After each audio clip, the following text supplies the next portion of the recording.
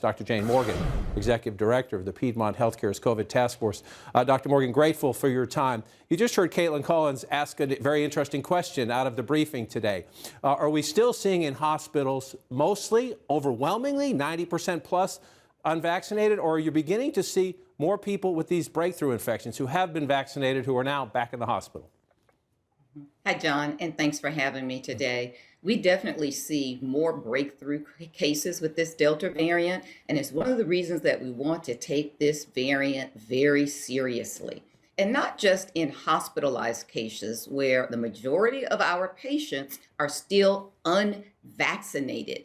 But we do see these breakthrough cases even if patients are not being hospitalized. And we need to understand the severity and the seriousness of this very stealthy variant called the Delta variant, which is actually a new version of COVID-19. You can think of it a little bit as COVID-21, a new updated version, stealthier, deadlier, more evasive, more infectious. This is the new and improved version, and we have to take this seriously. And so as we try to get people to take it seriously, showing a map here right now, on the White House is saying the key is to increase the vaccination rate. On average, the 7-day average now is just below 500,000 people. At the White House briefing, Jeff Zients, the top coordinator, said in the last 24 hours they've gotten above 800,000. Dr. Fauci says you need to get this up to 1 million or more a day to start to make progress against the Delta variants, to shove that new case count down.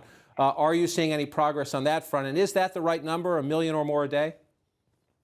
We are seeing progress, and that number probably needs to be closer to 2 or 3 million. Dr. Fauci is exactly correct. We are seeing progress, however. We do see our vaccination rates increasing. We also see our rates of infection increasing as well, and our hospitalizations have probably increased 7 or 8-fold in the last 5 or 6 weeks.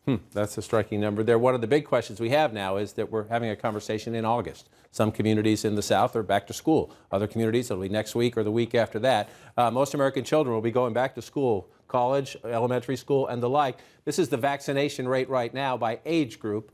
Dr. Morgan, you probably can't see this, but I know you know the numbers. Only 29% of those aged 12 to 15 are fully vaccinated. Only 41% of those aged 16 to 17 fully vaccinated.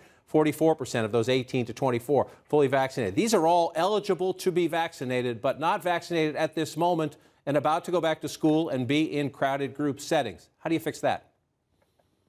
And so we certainly have some concern for this, certainly in the schools that have low vaccination rates. Schools are going back early. We're in a warm season, and we see this Delta variant really taking hold when we know that viruses really proliferate more so in the fall months. We even see the respiratory syncytial virus, the RSV virus, increasing in prevalence in these summer months. So we have to begin to take this very seriously. Hopefully the FDA will move forward, as it now has, an all hands on deck approach to moving forward with full approval of these vaccines, such that people who are on the fence can perhaps have more confidence, and we can move safely with our school openings. We understand children need these in-person sessions for socialization because we are all very social humans, very social beings, but we also know that it is a risk to be there in this closed indoor setting. And so I do have concern for schools opening early, certainly in these areas of low vaccination rates, without masks and without vaccinations. I have concern about that. Right, the weeks ahead are going to be interesting. I just want to come back to this map for a second of community transmission. When you have 95% of the country living in counties where the CDC says even if you're vaccinated, you should mask up indoors because of high or substantial transmission.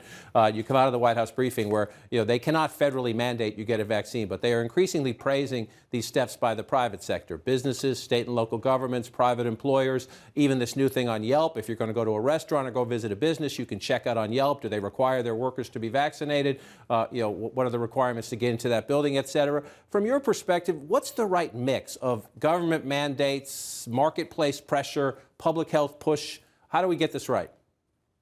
Yeah, I think we absolutely have to begin to address this misinformation head on. That is a great question and a great topic, John. We have got to address misinformation and do it aggressively. It is very important for people to understand the facts, versus all of the propaganda that's moving forward. The right balance is different depending on your region. It might be different for Vermont as opposed to Alabama. And it's going to depend on your background vaccination rates and the compliance with voluntary masking. This variant, which is a new version of the original virus, is 1,200 times higher with degree to the viral load that it carried than the previous ones. So we have to take this very serious. It's highly infectious, highly contagious, and creates more severe disease. Dr. Jayne Morgan, grateful for your help in making that case, and we'll continue to make it about the evolving challenge we have in front of us. Grateful for your time today. We'll continue the conversation.